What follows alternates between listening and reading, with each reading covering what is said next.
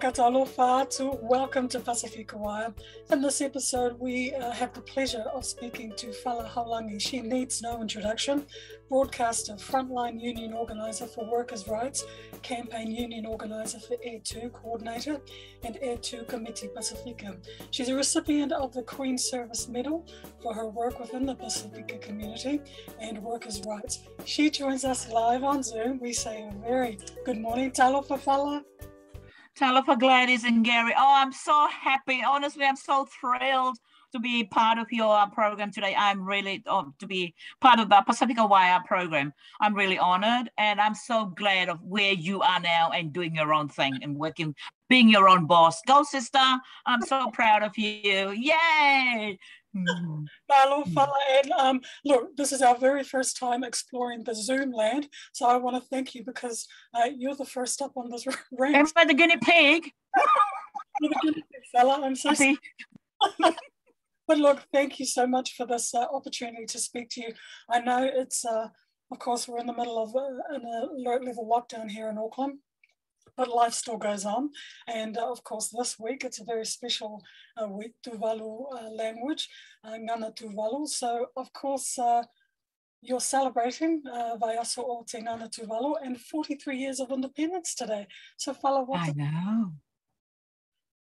Yeah, well, Gladys, yeah, I'm so proud of my nation, Tuvalu, and its people of where we are now. 43 years independence from the colonizers, the so-called colonizers, yeah.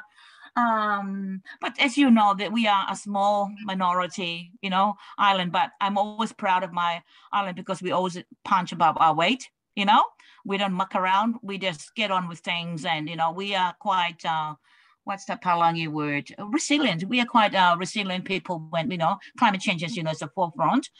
So I'm very proud of where, because I was told and when, because the British wasn't very impressed when we wanted to move away from being the Gilbert and Ellis Island colony and the British, okay? They weren't impressed at all. So when we decided to leave, they didn't give us anything. They only got us a rundown boat, ship, okay? But I'm so grateful to my previous, my pioneers, the leaders, the previous Tuvalu leaders for being so strong and quite adamant and said, no, it's about time that we have to move on. So we look after our own people with our own direction, our people coming up with their own ideas of how we run our country, and not some British, not some Palangi telling us how to run our country. Okay, and we respect our Kiribati brothers and sisters, and we also, our leaders, our previous leaders, understood that these our Kiribati brothers and sisters need to run their own country as well, and we've got to run our own things the way we want, and with our values and cultures and identity, everything that matters to us. And so they took a big risk in taking us away. Just like what I say, nothing. We moved on without any, no resources. The only rundown boat that England decided to give us. But hey, 43 years down the line, here we are. Thank God. And that's why I always give back to God the honor and the glory for blessing our country, with things. Yes, we are worried about pandemic, but hey, we have been pandemic free ever since from last year until now. So we are, I'm so grateful to God. Hurricanes, we are such a small island, so we're worried about that all the time. But, being here now, Tuvalu Language Week, Gladys, honestly, I'm so proud to be a Tuvaluan here in Aotearoa, New Zealand. Back again, we're a minority here, but I can see that our people, we are very proud of who we are. Okay, I know the Samoans and the Tongans are, oh yeah, those Tuvaluans, they don't matter. Hey, we do matter. Okay, we're a minority here, but hey, we always we're so grateful and thankful to our bigger brothers and sisters like the Samoans and the Tongans, Cookallans, Niueans, all our other Pasifika brothers here in Aotearoa, New Zealand. That they always do things, they always support us in everything that we need and things. And the language has been really, really great. I think lockdown, maybe it's a negative thing, but when it comes to celebrating Tuvalu Language Week, it has been a very positive thing because everybody's go on virtual, on social media and do their own thing and post it up there. They don't have to wait for us to gather, face to face and do things together, because I think that's what limited our people in celebrating in their own ways, because they were waiting and expecting for us to all come together, have a feed together, do the whātele, a few boring speeches from politicians, but hey, but now with Tuvalu Language, we celebrate. This is our second year. And I tell you, I really appreciate it. And it's fun because every families are doing their own thing and put it up on Facebook page and share it with the whole world. And that is like, I even ran out of ideas on who to put on to share, because I keep on sharing. And I've already warned my friends, my Facebook friends, and go, I'm going to be bombarding you people with all the sharing of, of the great things my people are doing. So please bear with me for 1 week. But it has been really great seeing the different generations, like, from like my parents really love to share what they know, with the younger generation. That we're very happy to put things up. The only problem we're having now, the barriers we're having now, my dad is a great fisherman back home. But I want, Mom and I, all our family are still trying to convince him for me to video him and for him to share those knowledge and skills, on the video. Dad wouldn't have a bar of it. So every time he opens his mouth about talking about Tuvalu language, he said, oh, be quiet, because you don't want to share anything there. But otherwise, it has been really great seeing the different generations sharing their knowledge and skills and, on Facebook about what they know about Tuvalu, like, or whatever talents or skills that they have, and sharing it on Facebook page with the whole world to see. And that is really good. I think this is a really good platform. And Fala, as a broadcaster yourself with so many years experience, radio still an important vehicle for our Pasifika community. Yeah, I think because as long as we incorporate new technology, to to the radio, like how we are doing Zoom now with PMN, my whānau with Pasifika Media Network. Thank you. I really appreciate all the great support from all our colleagues at PMN. So it has been really great having those Zoom, and lining up like this week. My job is to line up our talents with all the programs right through the whole week to make sure that they have slots in our in PMN and Radio 531 PI and New FM's programs right through the whole week. So it has been, and plus our including our PMN Tuvalu Community Radio program as well. So we have been, and it has been really good. I've been sharing all the interviews that's been going on with our Radio 531 PI and New FM as well. So it has been great, Oh, that's good, and we've got to keep that going. And to doesn't just end in the week, does it? It continues. It keeps going. As long as we're up with technology, I tell you, we won't be left behind. Yeah. And Fala, from broadcasting, from language weeks to work is right. This is something that you are extremely passionate about, and you wear it, so proudly, and you're out there supporting our community. So, what are the issues for workers today during the pandemic? What impact has this had on the living wage? I think our members are very happy out there because of receiving the living wage pay, that the $22.75 that we have been campaigning for about 8 years now. But the problem during the lockdown was that quite a lot, as you know, quite a lot of our Pasifika people are essential workers, okay? So some of them have been working right through. The fear they have because of the the Delta variant is different from the previous one. The original virus is that because they're essential workers, they're very worried about picking up something, picking up the virus and taking it home to their, because they might be living with, as you know, we are always living in big families, either somebody with the underlying health conditions or elderly parents or small kids, they're really worried about that. So the union, our role is to make sure they're well protected, make sure to challenge the employer all the time that they wear the proper PPE gear, okay? Or even if they have been asked to go, redeploy them somewhere else. And if it's always important to do the risk assessment. Is it safe? Is it too far? Blah, blah, blah. Make sure that you always run through the risk assessment with your employer and your health and safety rep on site. And if you feel that you're not safe, not for yourself only, but your family, then you just say, I'm not prepared to go there. And the other thing that they're facing with at the moment is the 80% wage subsidy.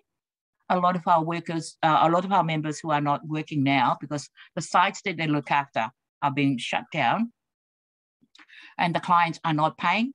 Well, the employer is claiming that the client is not paying. So we don't know who is telling the truth or not. But so funny that you are asking me that question, because recently with with Auckland Council, so our cleaners who are staying home now being paid 80%. So we challenged Auckland Council about it. And we were told that, no, they have been, the deputy CEO came back to us in Radio New Zealand, because we were exploring that.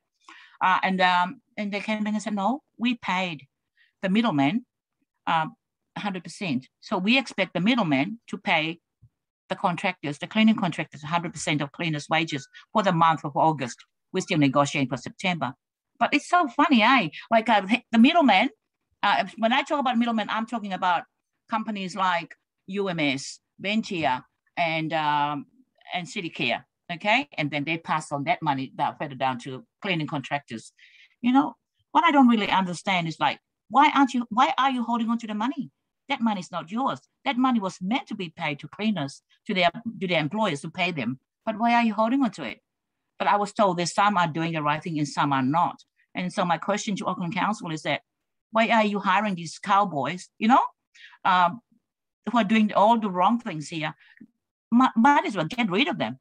And you deal directly with cleaning employees instead of dealing with the middlemen. You know what I mean?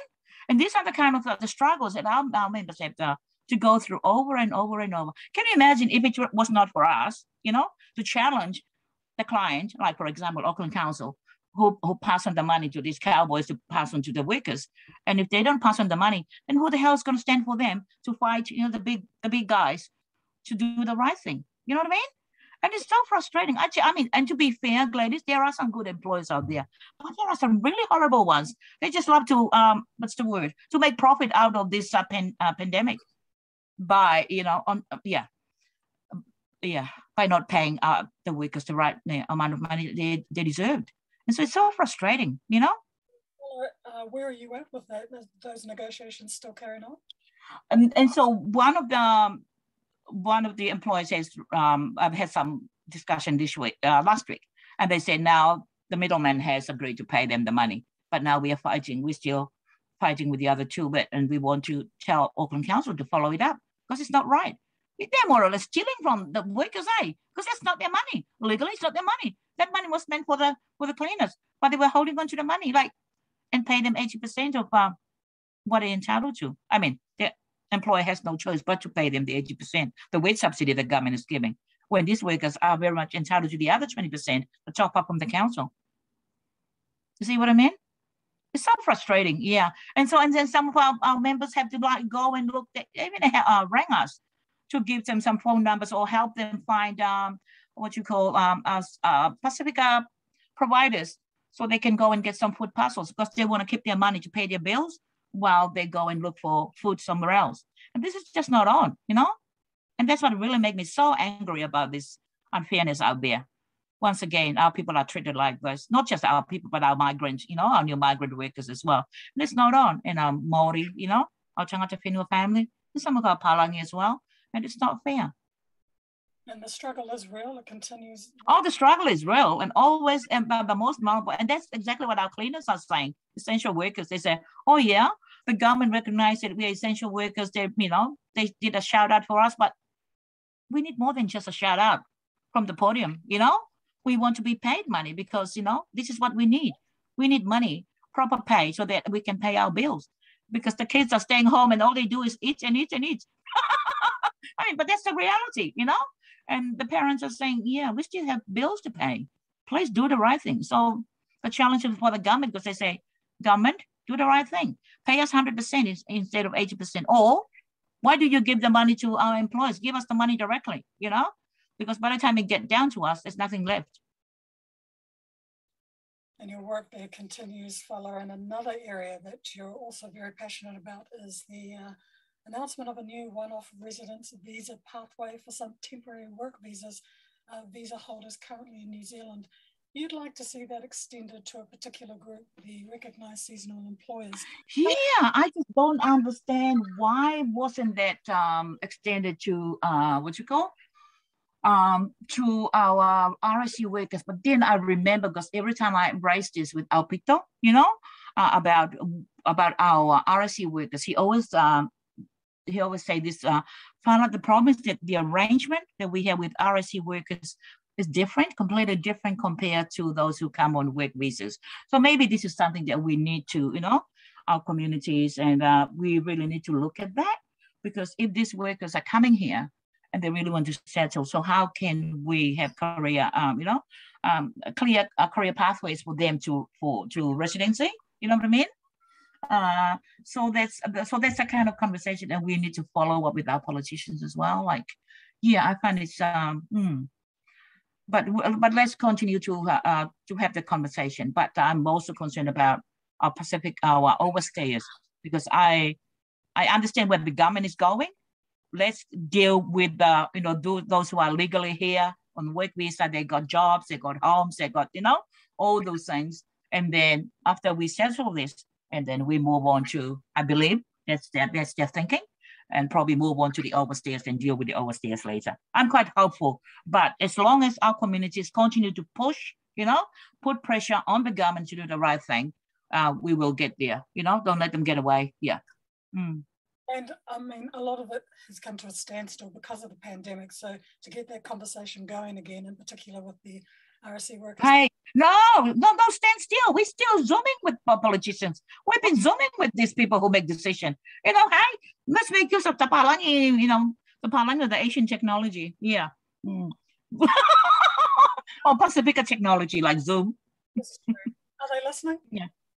No excuses. Don't excuse the politicians. And I tell you what, Gladys, even better now at lockdown, we have more, we can access politicians easier compared to, because they're always having meetings, going somewhere, flying here, flying there. But now, with the lockdown, they have no excuse. They always front up when the union call them to come and meet with us on Zoom, to ask them some questions around the lockdown, on things that we are not really happy with, and to clarify situations on health and safety, wage subsidy and all those other things. So yeah, that's the fun of lockdown and Zoom.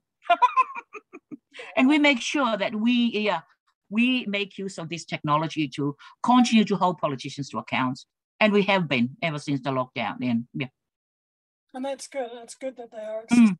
Not always accessible to media, but that's another story. That's another thing. And even accessible to the workers. So we have Zoom every Tuesday night with our cleaners and security guards to talk about the fair pay agreements. Because going back to your question about what's been, the things that our members have experienced during the lockdown.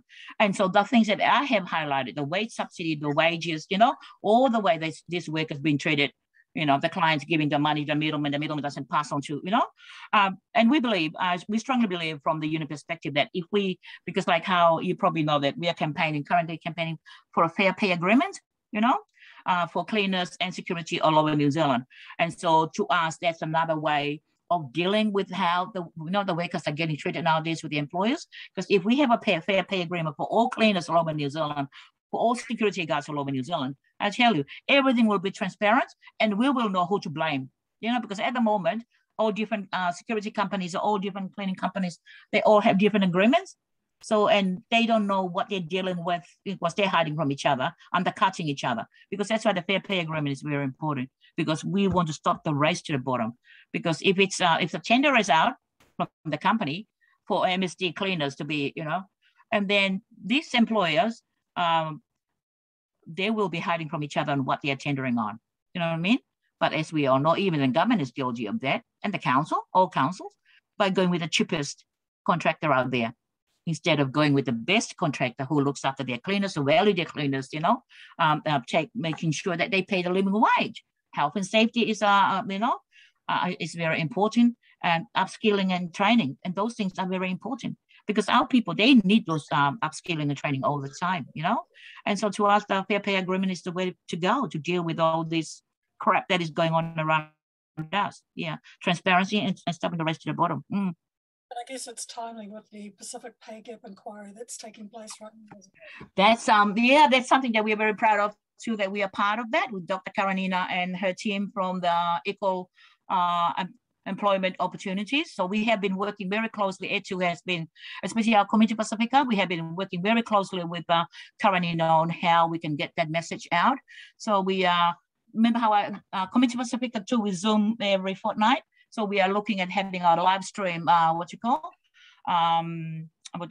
stream Facebook with Karanina and the team in 2 weeks' time.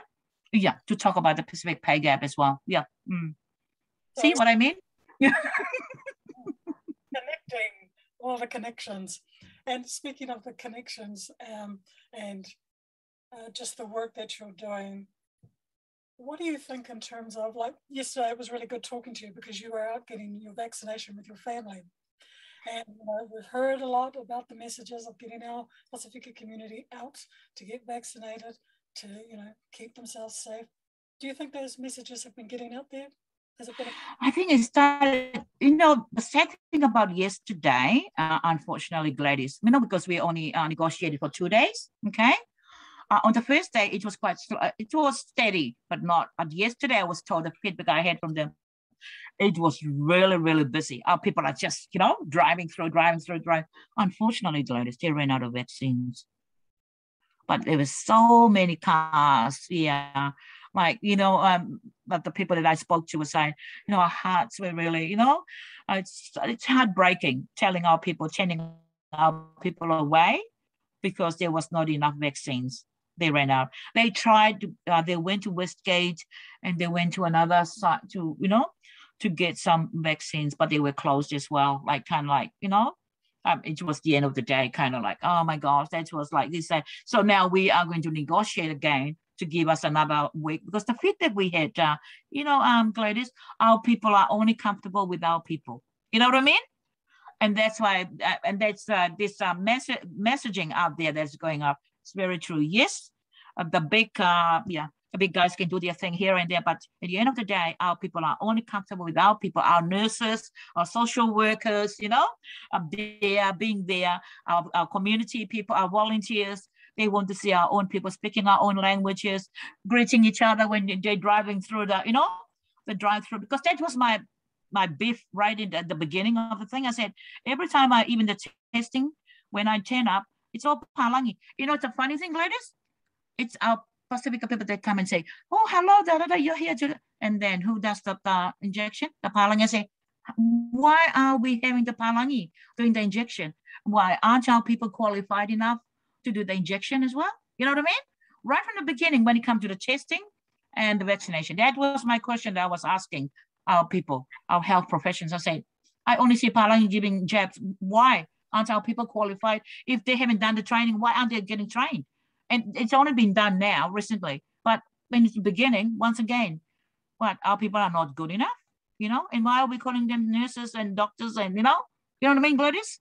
Once again, it's that separation and, yeah, I'm just sick and tired of it, that bullshit. But it's good to see now that our people are doing that now. And see, our people turn up to get vaccinated. So I think we almost had about 500 people getting vaccinated. I know, for a small community, Tuvalu, Kiribati, and Tokelau, for the 2 days, that's like a total of almost 500. If we didn't run out of vaccines yesterday, it would have been more. Unfortunately, but we are trying to, just like back to your question, we are, because we saw the impact it has on our people. They trust our people, they trust us, So that's why they turn up to get vaccinated, because of the conversation you have with them, the laugh that we have with them, And and they trust their own people. It's not that they don't trust other people, but it's just because of the language and the friendliness. And they said that the feedback I had was that it's so friendly. The environment was really good, and but at the same time, very professional. It doesn't mean that we Pasifika that that we joke and things, but at the end of the day, the job gets done, but in our own way. On that note, Fala, your final words to our Pasifika community, to our people who are listening out there, what would you say? We need each other, okay? In Aotearoa, New Zealand, we are a minority. And like Tuvaluans, we are a minority among the minorities. And when it comes to pushing our agenda out there to reduce inequality and poverty, Samoans can do it in each other, just like how we are pushing for our overstayers to get for career pathways to this. So to me, that is what we need. We need each other to make sure that we reduce inequality and poverty out there, because nobody else will care about us. Only us will care. But not only that, we need to build relationship with our migrant, with our migrant workers as well, and our tangata whenua and our palangi telu, because there are a lot of palangi out there. They care about us and our agenda as well. So we need each other when it comes to inequality, climate change, poverty. We need each other. Okay, and start building allies and network with people that you identify the community that cares about. Don't talk about things that disagree on. Talk about things that you have in common, and that's only then we will achieve, and that is reducing inequality and poverty in our community. Fala, always a pleasure to speak to you. We thank you for this chance to speak to you. We wish you all the very best. Keep well, stay safe with your family. Until the next time. Marlon, thank you for having me here to blab on and on and on. Thank you, Gladys. Hey, and all the best as well with your new invention, Pasifika Wire. Go hard. All the best. Pagkamanuya dia tua, ge manuya dia yaso, te Gana Tuvalu. Gladys.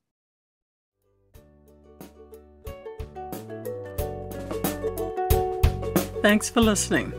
Visit our website at www.pasifikawire.com. We welcome you to like us on Facebook, LinkedIn, follow us on Twitter, and you can subscribe to our YouTube channel. You can listen to the full podcast on Spotify. Whaafatai, Maia Manuia.